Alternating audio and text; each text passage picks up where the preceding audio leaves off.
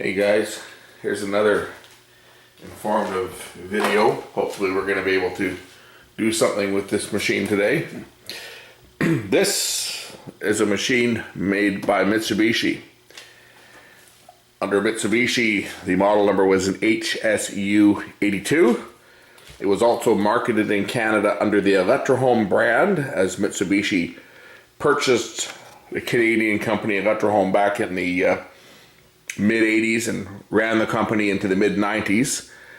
It was Mitsubishi's way of getting into the Canadian market because in the 1980s, the Canadian government had an embargo against the Japanese companies, and if you were not already an established player in Canada, like Sony had been, you couldn't sell your product here because there were domestic brands that the government was trying to protect.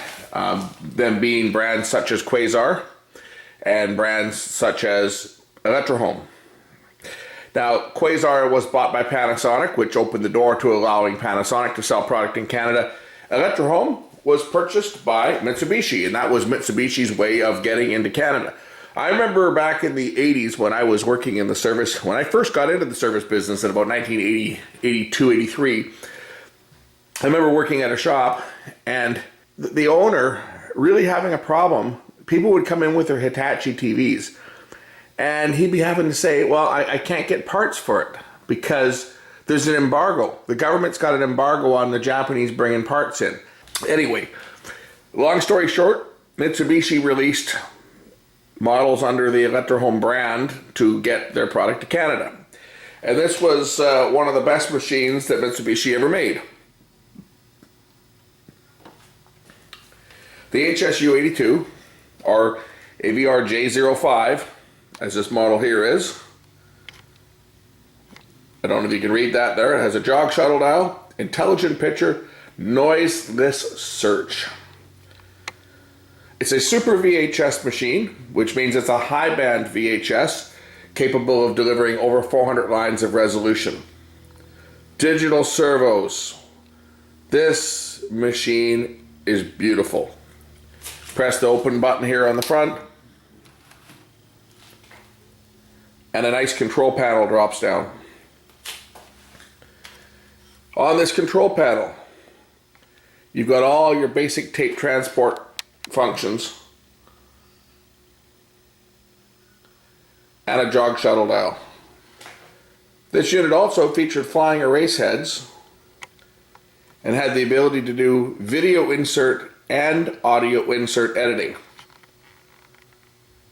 This head drum on this machine is unlike any head drum that has ever been made before and after. It was only available on this one particular machine.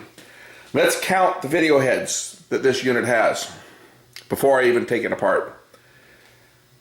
It has 2 heads for SP, 2 heads for EP, that's 4 heads. It has 2 audio heads for your hi-fi audio, that's 6 heads. It has 2 flying erase heads, that's 8 heads. And it has 2 more additional heads for trick playback. These 2 additional heads are mounted on piezo actuators, which allows the angle to be changed as they are spinning, which allows noiseless search and noiseless variable speed slow motion. And it did it beautifully when it was working. It was unbelievable. This thing here, this is a technology that in the broadcast industry was referred to as dynamic tracking. It was a feature that Ampex had on their VPR1, which was the 1-inch broadcast machine that they used to use a lot for slow motion playback. This is back in the days before digital playback was popular. Before all the networks and TV stations moved to a disc-based system, they used to use tape. And the dynamic tracking actually allows, as the tape speed changes, because if you understand how a video signal is recorded on the videotape, it's a diagonal stripe. That is, the angle is related to the tape speed. So if you change your tape speed, of course that angle is going to change. And if anybody who has put their VCR into search forward or search reverse, you'll know what I'm talking about when you get the bands of lines that cross the screen. Well, this one here, when it's working, at those search speeds. There's a higher speed search which it disables it because it goes like 50 times normal speed. But at the normal search speed of 10 times, it could scan those 10 tracks with one head, and it wouldn't actually scan 10 tracks. It would scan one head. It would actually move the head up and down as the head was spinning, as it was scanning the tape. The head would move up and down so that it could track that one track, and you'd have a flawless picture. It was the only machine that I've ever seen that has had such a feature was this machine. Anyway, this is one of my machines. I haven't done anything to it. I've just plugged in the cables. We're going to turn it on. I got a tape, a Super VHS tape, and I want to see. Oh, there's a tape in it still. Oh, I know why, because I already stuck a tape into the thing. I stuck my Band of Brothers tape in. This is actually not a Super VHS tape, but it is a Super VHS recording that's on there. This has got a couple movies in the, looks like a few movies I recorded off Laserdisc in EP, but this one here is SP speed. So let's put it into play. And okay, we can see that we've got a video problem here right now. Okay. The video is dark. It's playing, it's tracking. There's dropouts on this tape, but you see how distorted the picture is? So we have a video problem on this machine. Now what I don't know at this point is this video problem only affecting Super VHS tapes, or is it affecting standard VHS too? So that's the next thing. I have another tape here. I have a pre-recorded standard definition tape, my Steadicam Junior demonstration, because most of my tapes that I've got are recorded in Super VHS. So let's just try a standard definition. I want to see whether the playback problem only affects, see if it only affects recordings that are done in Super VHS. And it kind of looks like the problem is only affecting Super VHS playback, because standard VHS seems to be playing okay, which is interesting.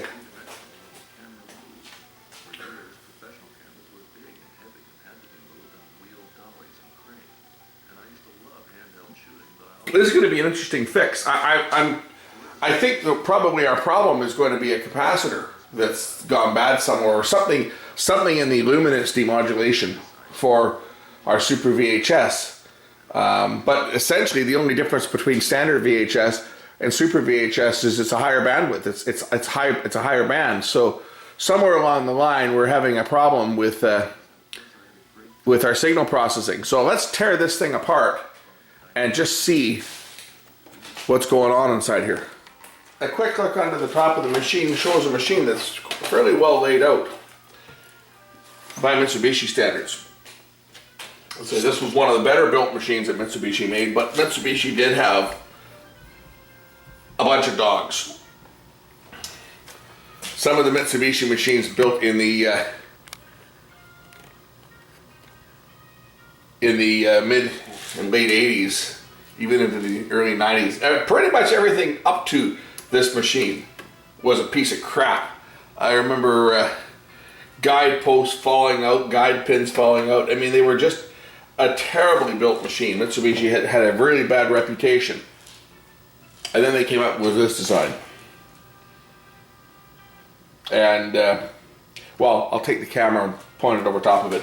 I think when you look at this one here, you'll see that the design of this machine here looks very, very similar to a Panasonic, or even for that matter, a Sony. They all start copying each other's design, but this is a solid aluminum chassis on this one. Let's just take a quick peek at the inner workings.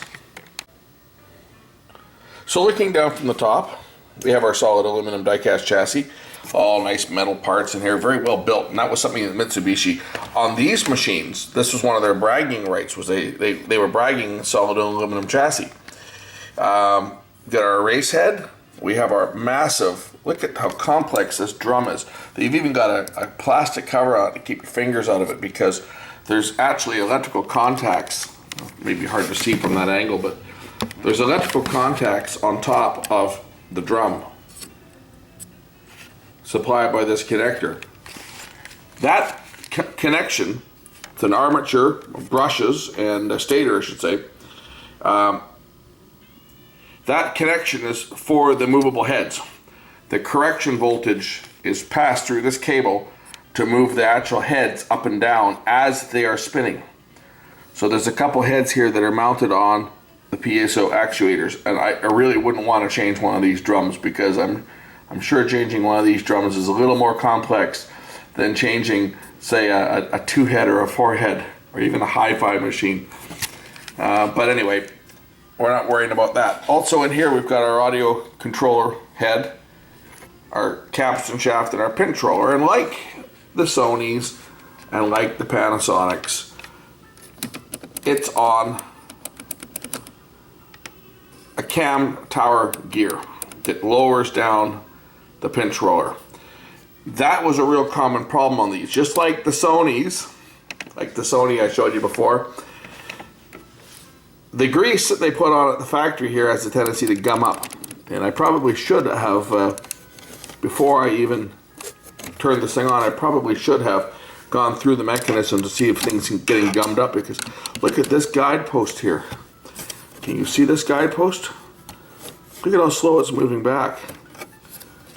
That is going to be a problem at some point. It's not a problem today, but at some point, returning back that slow is going to end up with a tape being eaten. So before I go much further, I'm going to make sure I lubricate this guidepost here, just to make sure that we're not going to have any problems down the road with this. I'd like to keep this machine running as long as possible, because this is one of my machines. I don't have a lot of Super VHS machines that are working properly, like this one for example, and I made all my recordings in Super VHS, and yes, standard VHS machines are a dime a dozen. You can find them anywhere. The problem is a standard VHS machine will not play a high band or a Super VHS tape.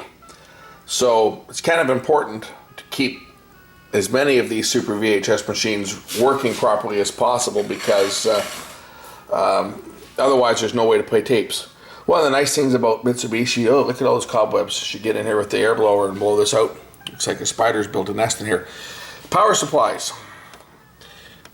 They are linear. Big transformer, linear regulators. You know that you're never going to have a problem with these, right? I mean, it's not like these switching power supplies where capacitors all dry up. Yes, capacitors do sometimes go bad. Some of the secondary ones down here go bad. They do dry out, but they don't have the frequency of failure that the switching power supplies do. Much more reliable design. We have some signal boards over here. Don't even know which board these are. This is probably the microcontroller. It looks like a battery here, so this will be a clock battery.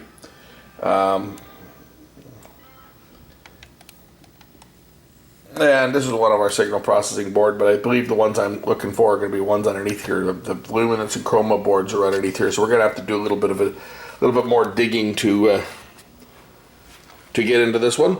But I just wanted to give you a quick peek of what the inside of this thing looks like. If I thread up a tape, just so you can see how the mechanism works in this, the mechanism works exactly the same, basically, as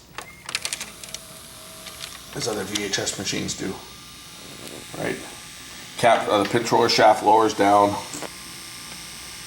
engages the capstan shaft. That part's all very, very similar. Hit the eject button, and you'll see that the tape is retracted back into the cassette and ejected.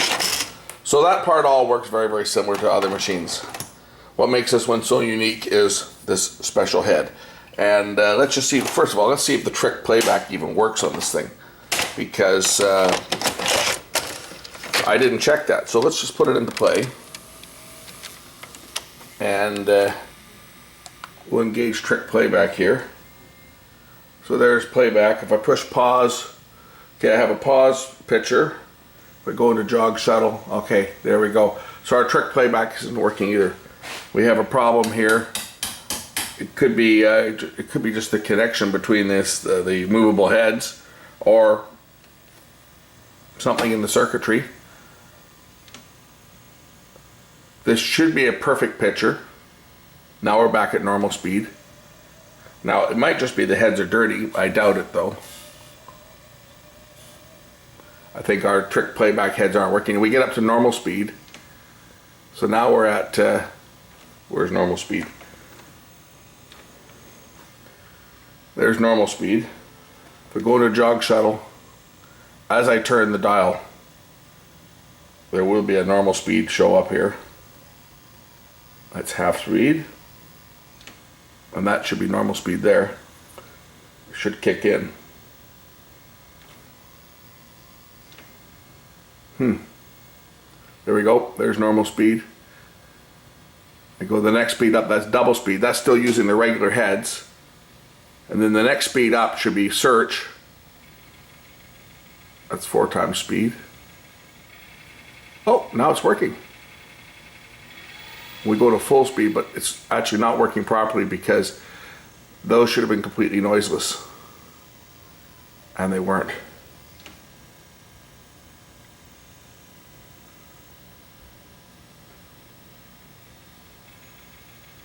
See, there shouldn't be any lines at all in the picture when I'm going up to like the next speed. This is just using the regular heads. It's not switching over to the dynamic tracking heads at this point.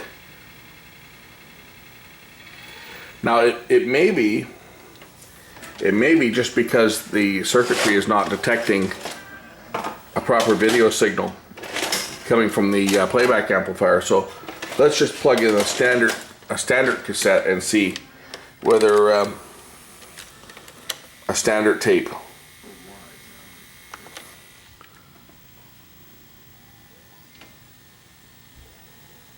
Nope, problem's the same.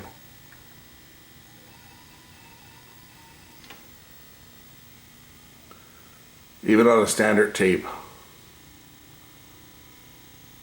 we're missing a signal.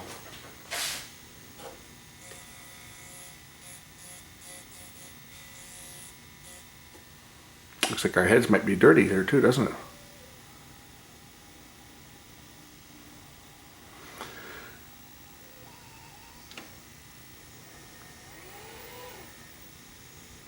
Anyway, let's get into this machine and see what's going on. As we can clearly see, this machine is very board heavy. Our video processing is done on this board here. I know that because there's our video inputs and outputs on the back here. So this is our sub board for our luminance. Probably this is S sub. And we have a chroma board down here that processes our chroma. Our hi-fi audio is processed on this board. Again, it's pretty obvious because your input outputs are on here, and I believe there's another video input or output on the back here.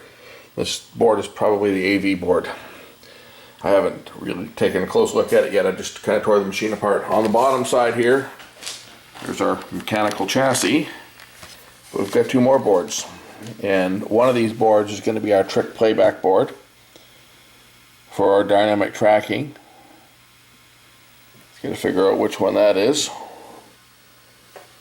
but there's a bunch of adjustments on all these boards.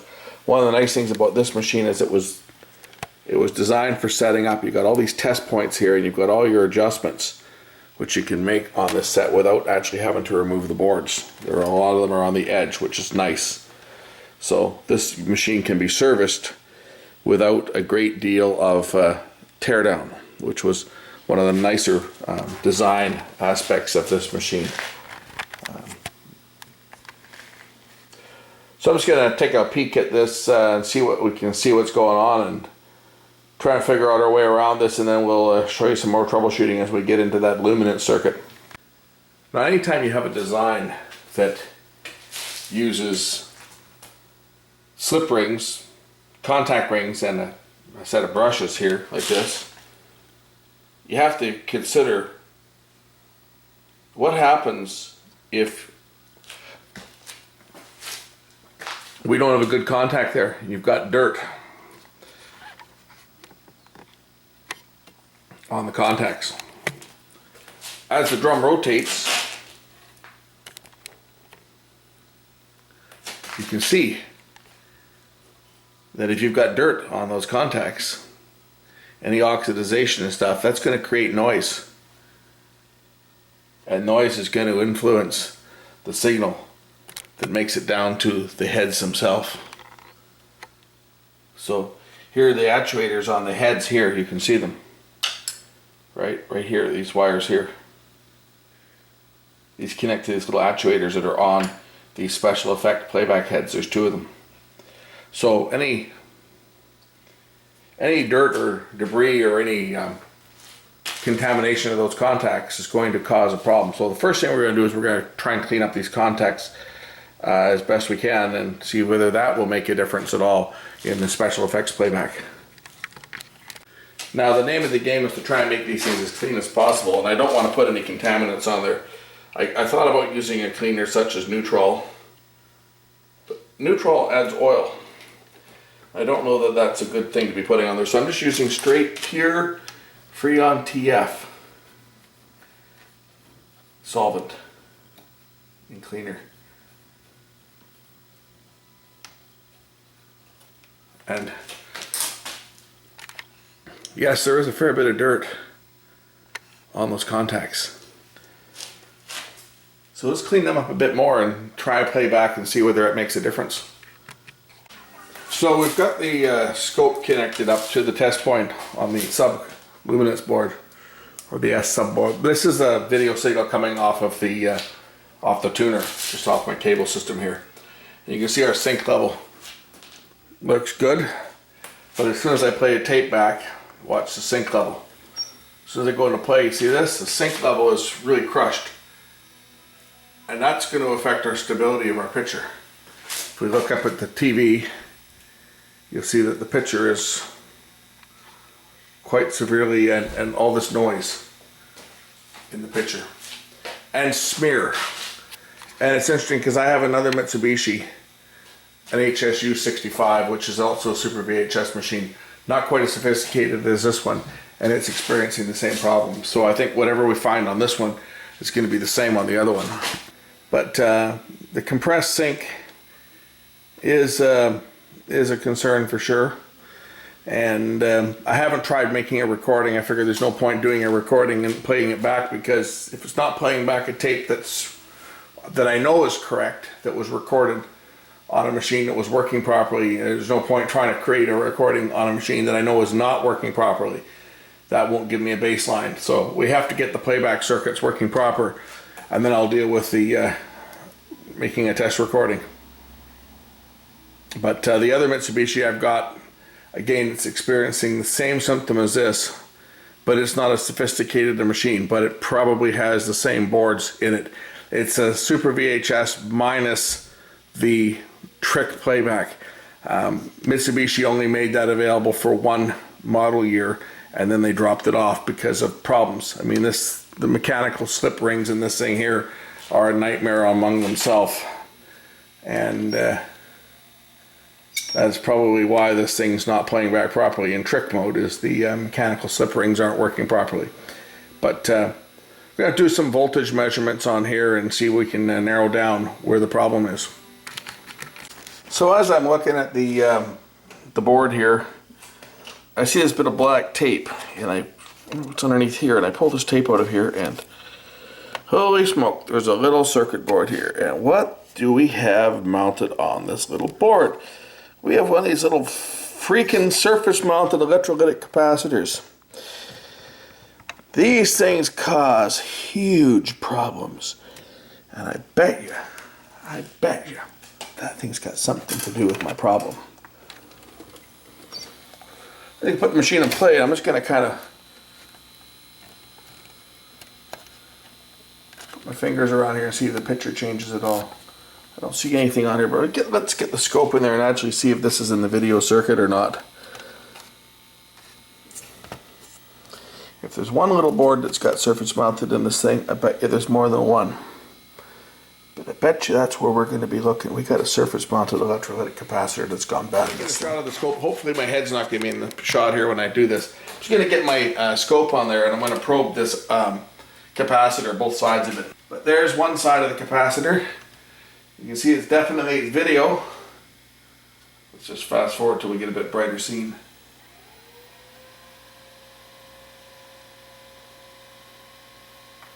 Okay. Definitely it's video. There's one side of the cap. And there's the other side. Oh, look at that sink. Holy shit. Look at how distorted our sink is. It's all compressed. We're going to change this cap out that's on this little board here. Because I think we just found the problem. I think our problem is on that little board there. It's a little video board. It's got a surface mounted capacitor. And unlike the Panasonic that I just wrote off, this is mounted on a conventional board, so I shouldn't have a problem clipping that capacitor off and replacing it with a new one, because it's not going to be... The other ones were copper lines that were basically painted onto a piece of ceramic or glass, porcelain substrate. This is the conventional board, so this one shouldn't be an issue changing, but we're going to heat up the soldering iron, remove that, and change it. And then if that fixes that one, I bet you, my other Mitsubishi has the same board in it. So let's keep the soldering iron up and change that part. Okay, now the way to access that main board is you got to release these two little tabs here on either side of the subboard.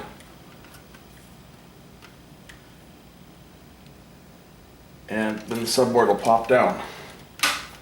There's one side out. There's the other side. So now your subboard, this is the board that actually controls the special effects playback.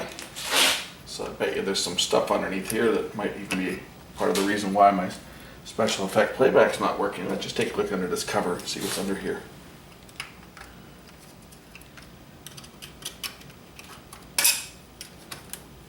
Ah, it's just a relay. This will be the head. This is the preamp. That'll be the preamp for the head. There's a little relay there to switch into the head. So anyway, I'm not worried about that particular problem at this point. I'm interested in getting this machine working so that it plays back a Super VHS tape properly. The IC that we got to pull is IC2B4. It's a 9-pin IC. It's on the top edge of the board here.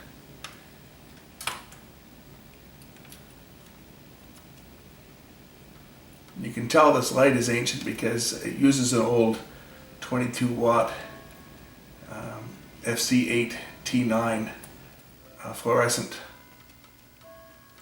lamp, and all the new magnifier lights, they all use one of the newer, the slimline circular lamps like the Torchier lamps use. So none of them use this big old light and the old magnetic ballast. Now they're all a little more modern, maybe a little more efficient, brighter, but this one does the job for the amount that I use it. I've had this thing probably for 40 years, so. Okay, we get the IC unsoldered. Now we'll just remove it. There it is. And this is the part we're concerned with right there. That surface mounted electrolytic cap. You can actually see where the electrolytic has been leaking out of this thing. If I can zoom the camera in just a little bit closer, I guess that's as close as I can get. But anyway, this one here is going to be problematic. I can pretty much guarantee that. We're going to measure the ESR before I remove it and test it, or replace it, I should say. I'm going to grab the ESR meter. So we turn on the meter, zero it out,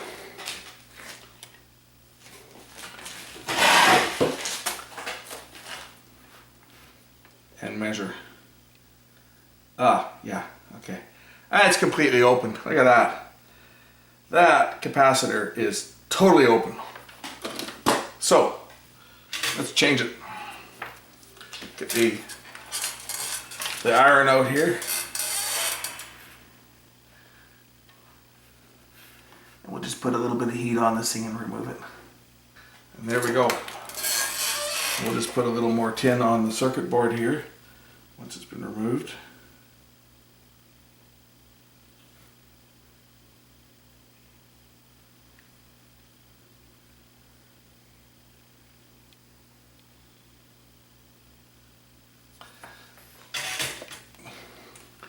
And now we'll go find another capacitor to replace it with. This is a 4.7 at 35 volt. And the electrolytic is leaking. I'm sure I can find a 4.7 microfarad cap at 35 volts to put on that board. It doesn't need to be a surface mounted. It can be any capacitor, any electrolytic. So we have a new cap here. Negative was towards the right of the board. The negative was on this side. I made note of that before removing it. So we'll just tack down the new part. I already clipped my lead short on this thing so that it can just go right onto the board like that. And then the other side can go down like that.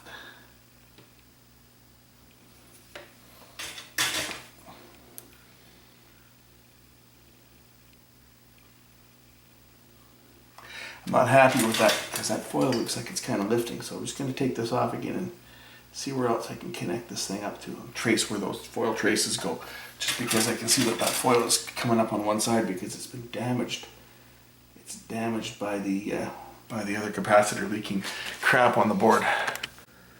So as it turns out, the traces are across pins 7 and 8 of the IC. I think it's 7 and 8. Anyway, yeah, pin 7 and 8. You can see them there. So I just soldered the capacitor directly to the IC itself, right directly to the leg. So you can see the copper trace coming off of pin 8, and it goes up to where the land was. But there's gunk on the board that's leaked out of that capacitor, which has actually attacked the trace. At least in this case, on this particular one, I'm able to repair it. On the Panasonic one, that had the bad module in it that I was working on, the AG1970, it attacked the board as well, but because it's a printed board, not a circuit board, but an actual painted board, there was no way to repair that. So I've reseated the part. I'm just going to solder it back in now.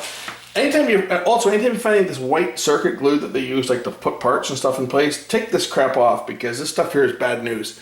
This stuff might not be so bad, but the stuff that was yellow in color turns kind of a brown, like a crusty brown, and it becomes conductive. So it's always a good idea when you find this stuff on the circuit board, just take it off. It's not needed.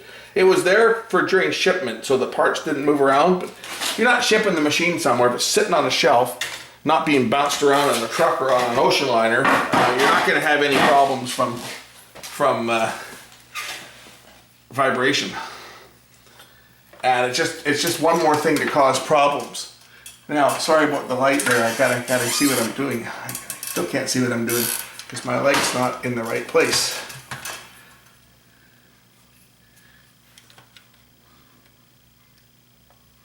I tell you, 20 years ago when I was doing this, it was a lot easier than now. I used to give the guy that I work with a bad time. I had an older assistant that was working with me who was probably about my age now. And he was with the reading glasses on and off, and he'd be trying to solder things in, and I was giving him a bad time because he couldn't see the circuit board. And he said to me, he says, "Give it time, you'll be there." And of course, way back then, I actually was already there and worse, because I had very, very bad distance vision. So I wore contact lenses and glasses to allow me to see distance. And I guess about 4 years ago, I went under the knife and had LASIK done. And now I have absolutely perfect mid and distance vision. Even my close-up is good to about, I guess about a foot. But getting closer than that, is becoming a little more difficult, so I have to put on, I don't wear strong reading glasses, I'm using like little +1s, but to see the really close-up stuff has become more of a challenge now. When I was 20, I couldn't see anything further than about 12 inches in front of my face without glasses, and I had to wear these big thick glasses, and I hated it because I couldn't drive or anything without them.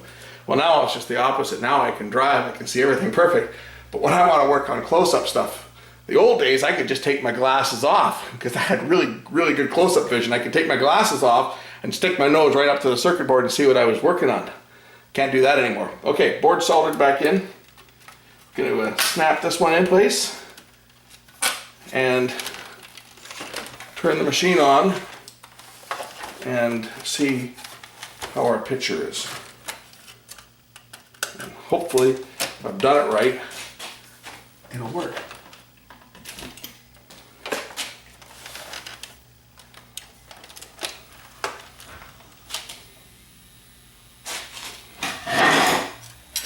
You guys want to see what it looks like?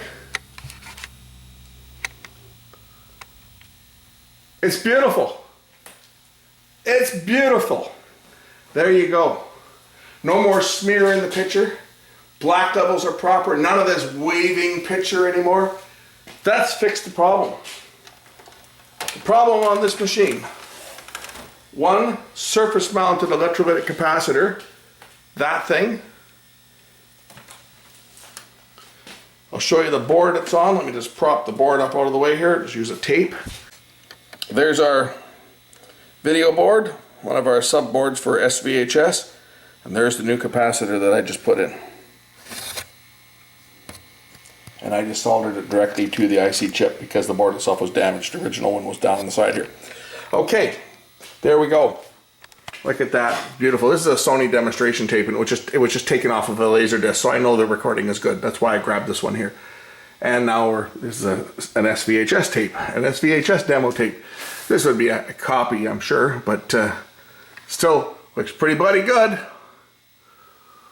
Okay, HSU82 fixed. Now we're gonna go get the HSU65. We'll fix that one too, but it's going on a separate video. So there you go. So let's just see how well this thing can record. I have a brand new, never used Fuji Super VHS tape. It's almost a shame to open this thing up, isn't it? When was the last time you saw a brand new wrapped tape? Brand new, never used. I want to see how this machine records on a tape that has never been used before. So we'll load the tape up and press record. And there we go. So now I'm recording. This is just coming off of a media player. So it's standard definition video, but Japanese band.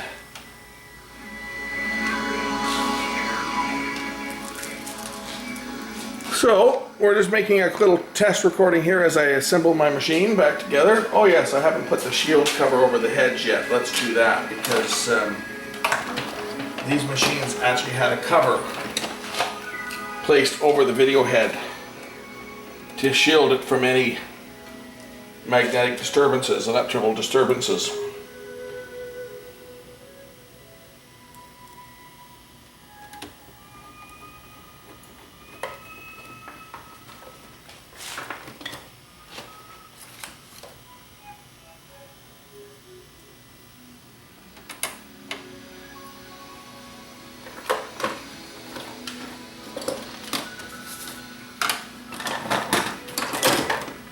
My bench was clean a few weeks ago. See, I'm going to need to spend some time and clean it again because I'm starting to collect a bunch of stuff on here.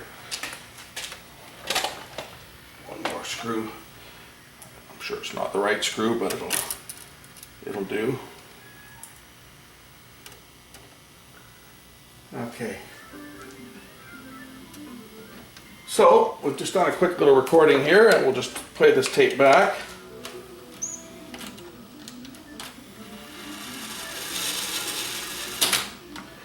And go into play and find that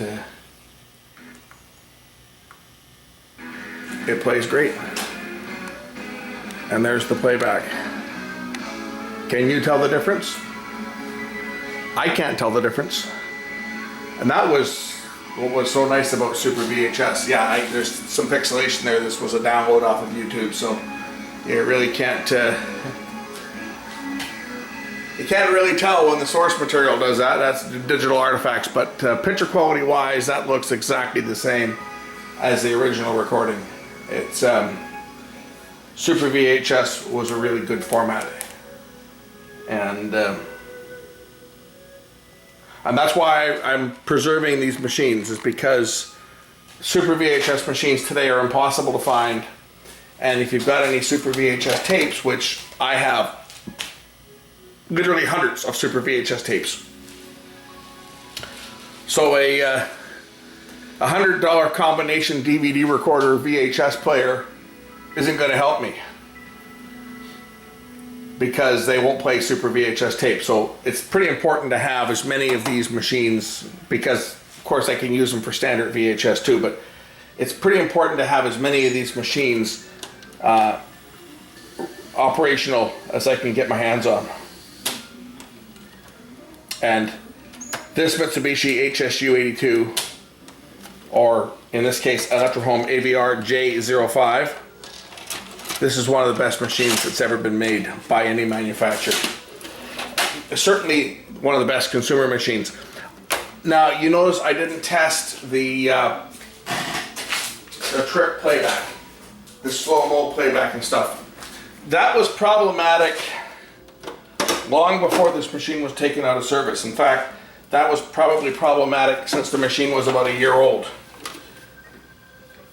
It was a feature that that was just a bells and whistles feature, a selling point, but it's not a useful function. I mean, who watches their tapes in slow motion, right? All I care about is, can I play my Super VHS tapes so that I can copy them onto a DVD or onto my computer. I don't care about playing them in slow-mo or backwards or forwards or scanning. I can still scan, it just got lines in the picture like every other machine.